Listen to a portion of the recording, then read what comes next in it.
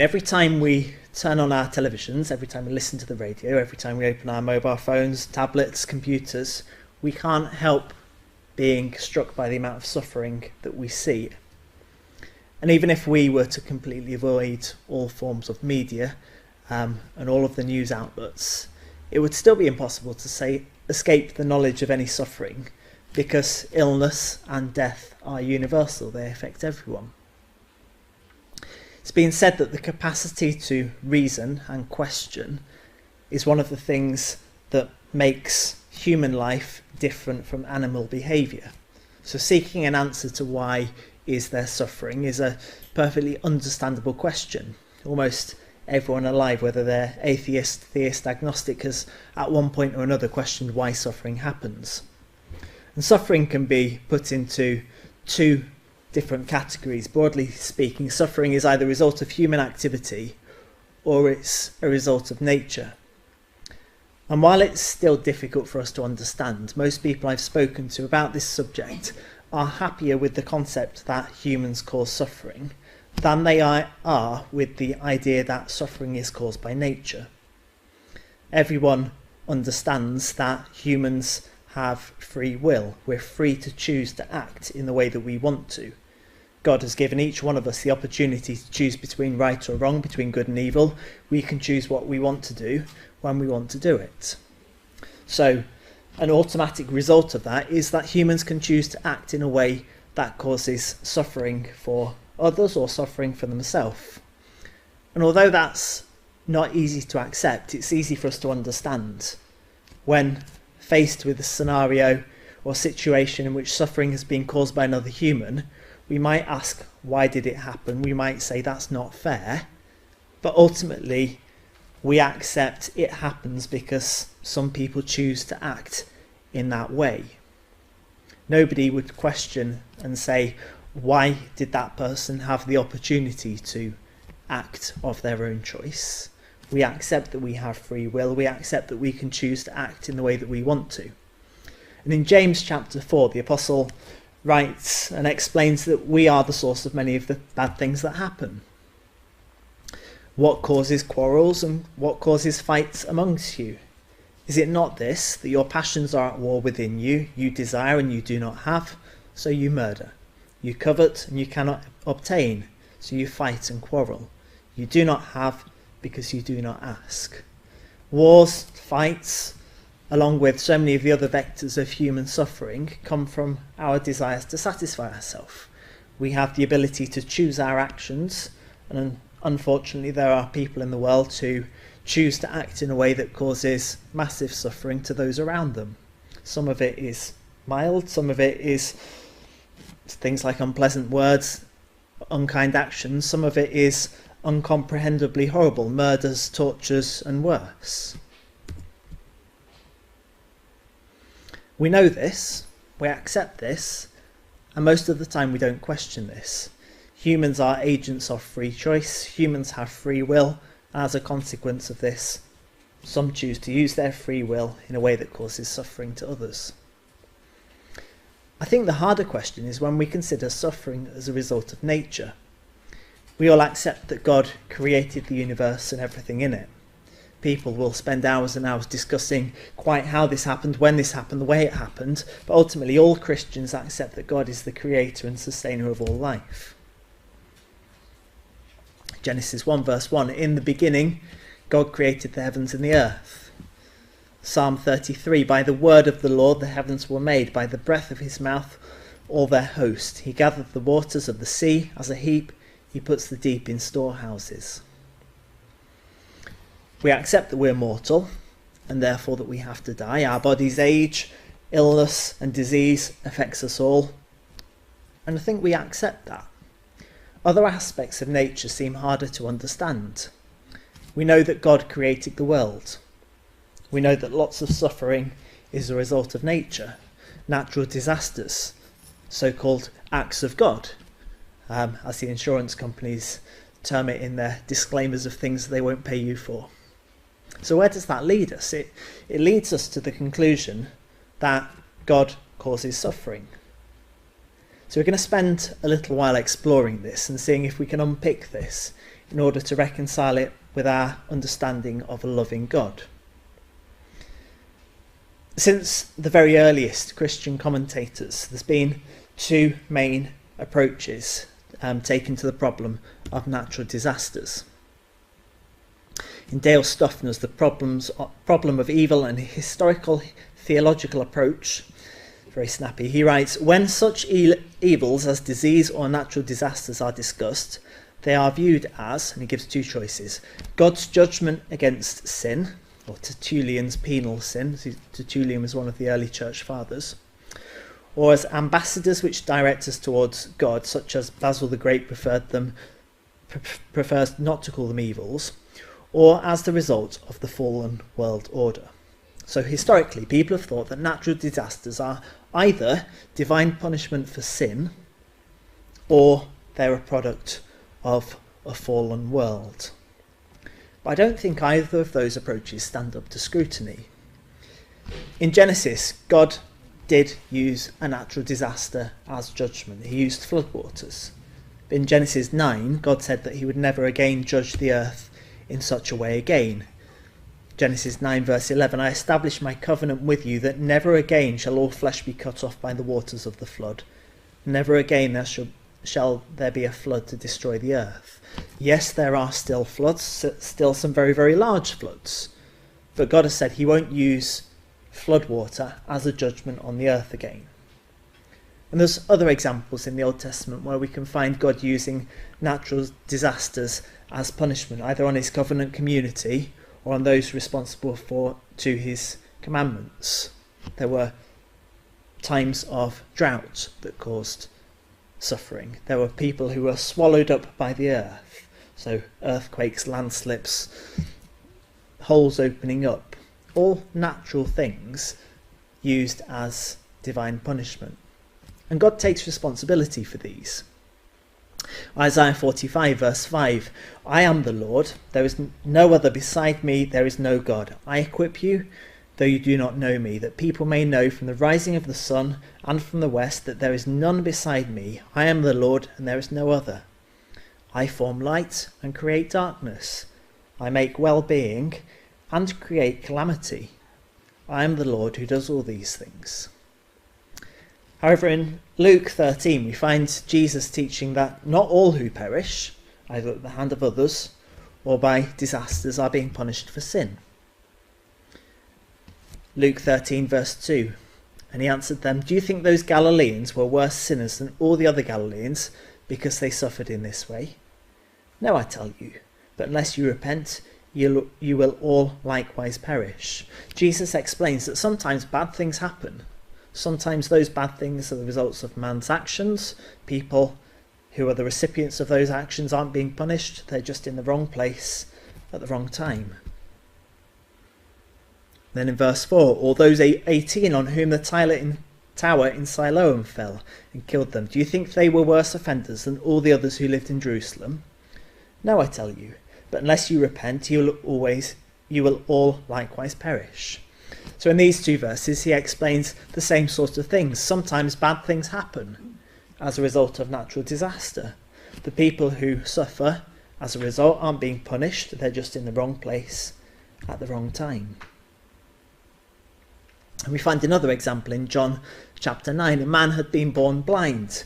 Jesus' disciples presumed that this man had suffered because of some sort of sin, whether it was of his own or from his parents. Verse 2, his disciples asked him, Rabbi, who sinned, this man or his parents, that he was born blind? Jesus answered, it was not that this man sinned, or his parents, but that the works of God might be displayed in him. The writer of the book of Ecclesiastes summarises it quite nicely. He says, it's the same for all of us, since the same events happen to the righteous and to the wicked, to the good and to the evil, to the clean and the unclean, to him who sacrifices and him who does not sacrifice. As the good one is, so is the sinner, and he who swears as he who shuns an oath. Verse 11 of the same chapter again, I saw that all under the sun, the race is not to the swift, nor the battle to the strong, nor the bread to the wise, nor the riches to the intelligent, nor favour to those with knowledge, but time and chance happen to all of them. Things happen to the bad and to the good.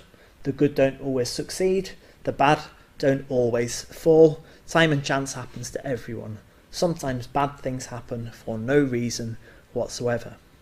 And one final quotation on this point before we move on. But I say to you, love your enemies and pray for those who persecute you, so that you may be sons of your Father who is in heaven.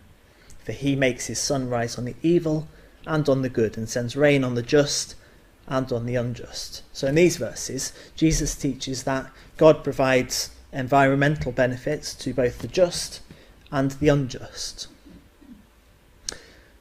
So the idea that natural disasters can be interpreted simply as a punishment for sin doesn't stand up for scrutiny. We need to appreciate that God has arranged certain natural weather patterns, various other things in nature for the benefit of everyone, including the wicked. As for the view that natural disasters are defects resulting from the fall which will be fixed up in the kingdom age, the Bible doesn't characterise them as the products of a fall or as flaws in their natural creation to be corrected. In fact, the opposite seems to be the case. The storms, the lightning, the hail, all natural processes that would have caused havoc for the Israelite farmers, they're presented to Job as expressions of God's power and glory. Job 38, who has cleft a channel for the torrents of rain and a way for the thunderbolt, to bring rain on the land where no man is, on the desert in which there is no man, to satisfy the waste and desolate land, and to make the ground sprout with grass? Has the rain a father, or who has begotten the drops of dew? From whose womb did the ice come forth? Other versions talk about hail. And who has given birth to the frost of heaven? And if we look into the earth's history, there doesn't seem to be a point where there is no suffering. In the news in the last few months, scientists had found bone cancer in bones that have been dated to be very, very significantly old. So suffering always seems to have taken place. Rather than post-fall defects, natural disasters are the products of laws which God initiated at the beginning of creation to govern the various dynamic features of the earth. The rain, the wind, the actions of the sun on the earth are all ordained by God. Natural disasters are simply extraordinary demonstrations of these systems acting in ways that they were designed. So where are we? We know that God created the universe and everything within it. We know that natural disasters are not punishments from an angry God. But we're still at a point where we can see natural disasters happening and suffering happening as a result. And we're asking ourselves, okay, why are those things taking place? Why do these natural disasters happen? Why are they necessary? I'm going to dispense with one common answer to this question. Some natural disasters that cause suffering are clearly the result of human mismanagement of the world's resources, deforestation, damaging the ozone layer, etc. Human action has definitely had an effect on the world, on the planet, but it's not the reason why all suffering as a result of natural processes takes place. So we can't use that as a get out of free card in terms of this, get out of jail free card in terms of this argument. For thus says the Lord, who created the heavens, he is God, who formed the earth and made it, he established it, he did not create it to be empty, he formed it to be inhabited. I am the Lord, and there is no other. So Isaiah tells us that God created the earth, God formed the earth in order for it to be inhabited.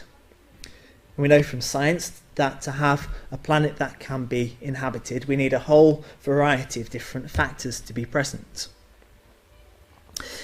Gleiser writes, complex multicellular life relies on too many planetary factors, even after clearing all the chemical roadblocks, to be common. For example, a large moon to stabilise the planetary axis tilt and hence the seasons, a magnetic field to shield off radiation, plate tectonics to remix surface and ocean chemistry that helps regulate CO2 levels, etc. McCurdy says the Earth benefits from the presence of plate tectonics, a process that acts like a global thermostat by repossessing greenhouse gases. Life on Earth benefits dramatically from a single large moon that produces exceptional tides and helps to stabilise the tilt of the Earth and the length of its days. Writing about finding life in space, Lane wrote, "We must look beyond the mere presence of water." So when scientists are looking for life in space, they're no longer just looking for planets that contain water. They're also looking for the presence of volcanoes, plate tectonics, and oxygen. In order to support life, a planet needs to have those things: a single large moon, a magnetic field, volcanoes, plate tectonics. All of them are necessary for life. And yet they are also significantly responsible for the Earth's natural disasters. The sun provides the energy for the Earth. It has to provide a near constant output in order to sustain life on the Earth. One consequence of that is that the sun emits massive amounts of ionising radiation. But the Earth has protection from that in the form of a magnetic field. Were it not for the two natural barriers that stand between the sun and the surface of the Earth, life itself would soon disappear. These two essential shields, the magnetosphere and just beneath it the gaseous atmosphere of the Earth, protect us from the full fury of the highly variable star with which we live. Without the protection of the magnetosphere, ionising radiation would destroy all life exposed at the Earth's surface. So what is it about our planet that means it has got a magnetic field and other planets in the solar system don't? How does Earth differ from all those other planets? Well, much of the core of the Earth is a liquid. A movement of the Earth's liquid interior create the magnetosphere, which allows life on Earth. What else does that do though? Well, one of the costs of this is that earthquakes and volcanoes exist, and they're both causes of suffering. So we almost have to kind of weigh up, what do we want? Do we want to be able to have life, or do we want a little bit of suffering from volcanoes, from earthquakes? The two go hand in hand together. Volcanoes are part of the Earth's carbon cycle. They regulate temperature, the carbon balance, so that life can survive and flourish. Volcanoes play a critical role in biogeochemical cycling. It's fair to say, in fact, that Earth's life as we know it might not exist without volcanic activity, says Lockwood and Hazlitt. The movements of the Earth's tectonic plates create earthquakes and tsunamis, but it's also essential to life. In addition, it causes the weathering of rocks, which removes massive amounts of CO2 from the atmosphere, maintaining a life-promoting climate. Tropical storms bring significant environmental benefits. They prevent some of the largest earthquakes taking place by releasing plate tension in slow quakes. The moon's tides play a vital role in the marine ecology, yet they can combine with storm fronts or rain flooding to produce large-scale floods. For example, in Bangladesh in 1988, 122,000 kilometres squared was flooded in less than 48 hours after the moon's high tide combined with 3 or 4 days of rain. Increased rainfall in coastal areas from tropical cyclones, fixing of atmospheric nitrogen by thunderstorms, the germination of many native plants species resulting from bushfires, and the maintenance of the fertility of the basin soils due to river flooding are some of the positive impacts of extreme meteorological events. So even though natural disasters, so-called acts of God, do bring about suffering, without them we wouldn't have any life. I don't think there is a simple answer to the problem of suffering. There are things that we can look at that provide us with some answers, but we're always going to be tested by this question. There are some things we look at that we simply cannot answer. As one author puts it, in the end, we may not have ultimate solutions to life's problems. We may not know the whys and the wherefores, but just because we don't have an answer to suffering doesn't mean that we cannot have a response to it. Our response should be to work to alleviate suffering wherever possible and to live a life as well as we can. As Christians, we're called to do our best to alleviate suffering. We read part of Matthew 25 as an introduction. Then the righteous will answer him, saying, Lord, when did we see you hungry and feed you, or thirsty and give you drink? When did we see you a stranger and welcome you, or naked and clothe you? When did we see you sick or in prison and visit you? And the king will answer them, Truly I say to you, as you did it to one of the least of these my brothers, you did it to me. In the parable, Jesus commends the people who have helped those who are suffering, the people who are sick, the people who are naked or thirsty or hungry. And conversely, for the people who ignored the plight of the afflicted, Jesus said they didn't help him. The Apostle James tells us to help those who are in need. Religion that is pure and undefiled before God the Father is this, to visit orphans and widows in their affliction, and to keep oneself unstained from the world. The people who needed most support at the time that James was writing were the people who had no income, the orphans, the widows. James exhorted his readers to support them in whatever way they could. Despite this, though, however much we work to alleviate suffering, we know that we're never going to completely succeed. There will always be suffering. Fortunately, we can look forward to a time when there will be no suffering, because he has fixed a day on which he will judge the world in righteousness by a man whom he has appointed, and of this he has given assurance to all by raising him from the dead. God has set a time when he will send Jesus back to the earth, a time when he will restore God's kingdom and make all things right. Revelation 21 verse 4 for our final quote. He will wipe away every tear from their eyes. Death shall be no more. Neither shall there be mourning, nor crying, nor pain any more, for the former things have passed away. There's a great time to look forward to. We need to respond in the way that we can in the intervening time. Thank you.